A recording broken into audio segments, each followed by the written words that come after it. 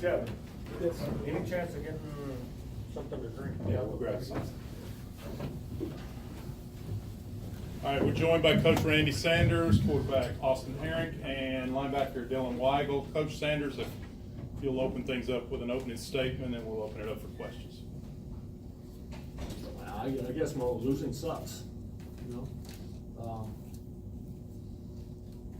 Appreciated the way the guys competed, appreciated the way they fought. You got to give Jacksonville State credit for the way they competed, the way they came back to second half, the way they fought and battled. You know, they had a couple of turnovers there in the first half we were able to take advantage of, and I think they turned it over the second half. You know, and obviously we had a couple of turnovers in the second half that played a big part in the game. But hard-fought game. I thought it was two good football teams. I thought Jacksonville State had a good football team coming in, and after playing them, I still feel like they have a good football team, but I felt like we had a good football team too. And the challenge was to be the one that scored the most points in the 60 minutes they kept scoring. They were able to do that, and we weren't. Coach, what was Kelly's injury, and how's he doing? Honestly, I don't know what I'm allowed to get into or not get into.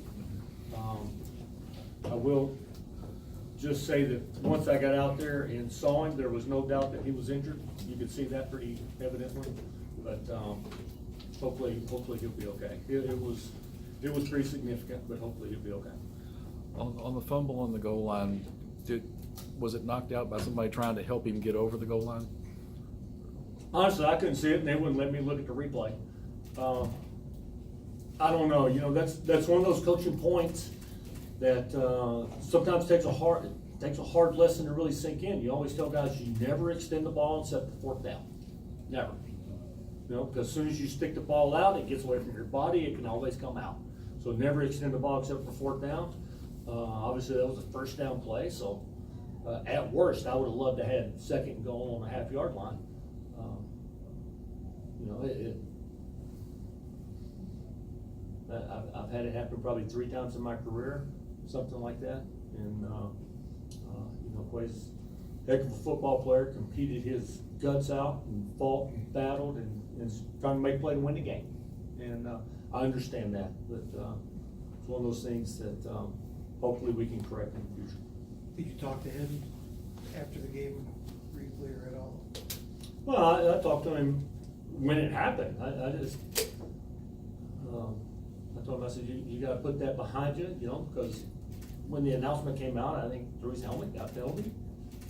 That we got to put that behind us, and we still got a chance to win the football game. I need you. And you know, sure enough, after that, we're able to still make it a football game.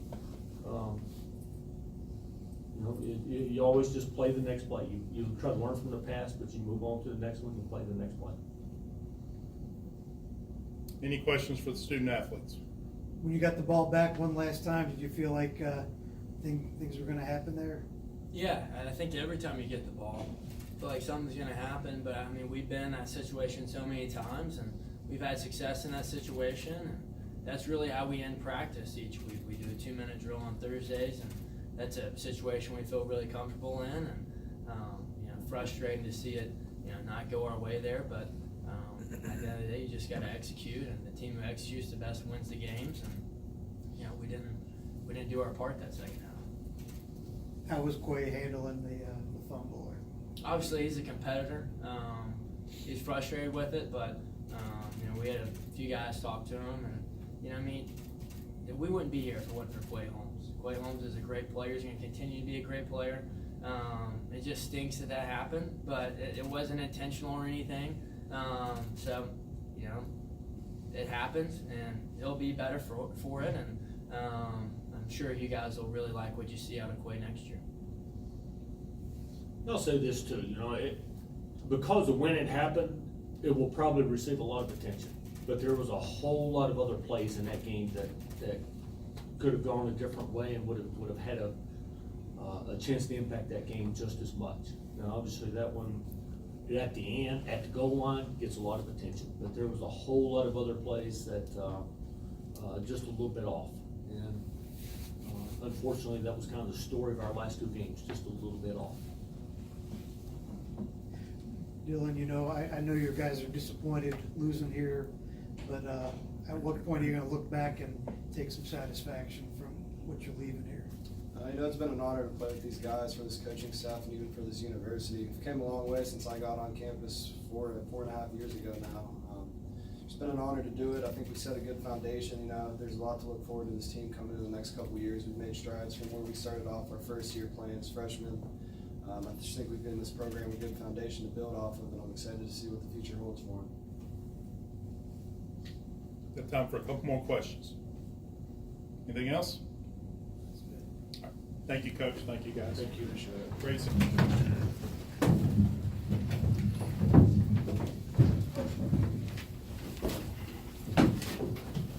All right, we'll have Coach Gross give us an opening statement, and then we'll open it up for questions for Coach and the student athletes. Coach? Just fortunate, just feel blessed to get a win, and, it's excited about moving on and advancing to the next round. That's what playoffs are about. You don't expect anything less than, that in a playoff game. Everybody kind of raised their level of play. I thought they played really well, had a really good game plan, and, came out and just really outplayed us the first half. Dug us up a hole a little bit, and turned over a couple times. They got out to a 10-point lead there at halftime, but I thought our guys really responded in the second half and, played really well in the third quarter. And then the fourth quarter is just a battle. I mean, it was just, two good football teams just, going at it. And they were hard to put away. Get the game to a 2-score game, they got it back to a 1-score game, and then had the ball and drove down, got the fumble. So there's a lot of big plays in that game. But just take my hat off to them. Coach Sanders had them, really ready to play, and they played well. And like I said, I think you can go back and say, hey, was it tough to get over the 5 overtime game last week? Yes, it was. I mean, I thought we put it behind us really quickly on Sunday, but I don't think that really had anything to do with the way we played the first half. I think they had more to do with it than anything else. So, like I said, our guys did respond, and we played well, like I said, especially at the start of that third quarter. So, excited about, this advancing, and I don't think our injuries are too bad, but we had a lot of guys played banged up tonight and played with a lot of heart and a lot of guts. So, excited about that. What'd you say at halftime?